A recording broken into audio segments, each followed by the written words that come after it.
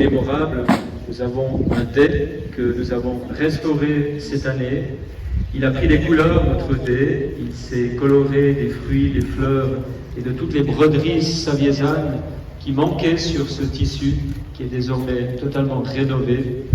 Pour le porter et pour votre bénédiction, il y a une femme en costume traditionnel saviesan. Il y a notre responsable de communauté. Il y a une de nos couturières et artisanes. Et il y a un représentant de la jeunesse qui nous présente maintenant ce dé.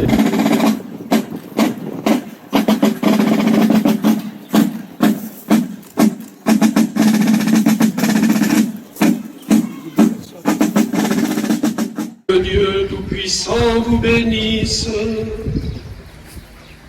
le Père et le Fils et le Saint-Esprit.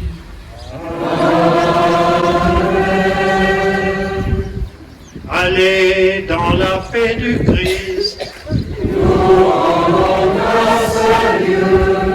Tel le phénix, la communauté saviésane peut renaître de ses cendres et que chez nous, même atterrés, on ne baisse pas les bras, on ne caponne pas. Ce marronnier, avec sa grande taille, a ses racines qui s'enfoncent profondément dans le sol, d'une part sous la maison de commune et d'autre part sous l'église.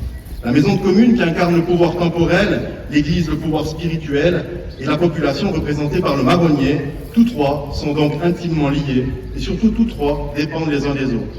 Le symbole est fort. Que serait en effet la commune de Savièse sans ses habitants, sans ce sentiment d'appartenance et sans son identité? Que serait la paroisse de Savièse sans paroissien pour garnir les bancs de son église et de ses chapelles et sans activité animant sa vie? Que serait la commune et la paroisse si elles ne pouvaient pas collaborer et compter l'une sur l'autre? Finalement, que serait la population de Savièse sans des repères qui rythment sa vie, tant dans le fonctionnement de la collectivité que dans sa spiritualité? Ce triptyque est donc indissociable et il nous apporte une magnifique leçon. C'est en veillant les uns sur les autres, en vivant en harmonie dans le respect et s'entraidant que l'on vit mieux et plus longtemps. Lors de la messe, Monseigneur Lové a évoqué le fait qu'on ne se sauve jamais tout seul. Et cette phrase fait sans doute le lien entre la partie sacrée et la partie profane de notre journée. On ne se sauve jamais tout seul, on a besoin du collectif, de la solidarité et d'humilité. Et puisque l'on parle de fondation, on peut se lancer dans une considération architecturale. L'un des symboles les plus remarquables est le fait que ces colonnes et nervures soient uniquement constituées de tuf.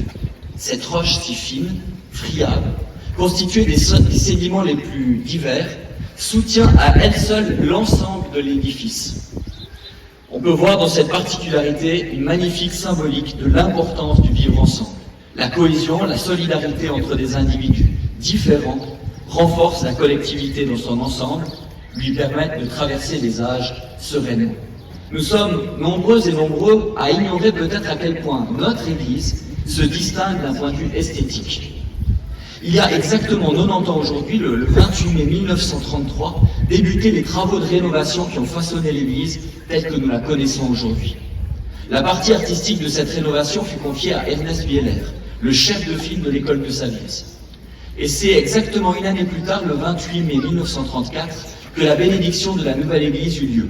Ce jour-là, Bieler fut nommé bourgeois d'honneur de la commune, en reconnaissance des œuvres réalisées et de leur qualité. Nous arrivons maintenant à la fin de cette partie officielle. Nous avons été honorés d'entendre les paroles inspirantes de nos autorités politiques, communales et cantonales. Mais ne vous inquiétez pas, car la journée est loin d'être terminée.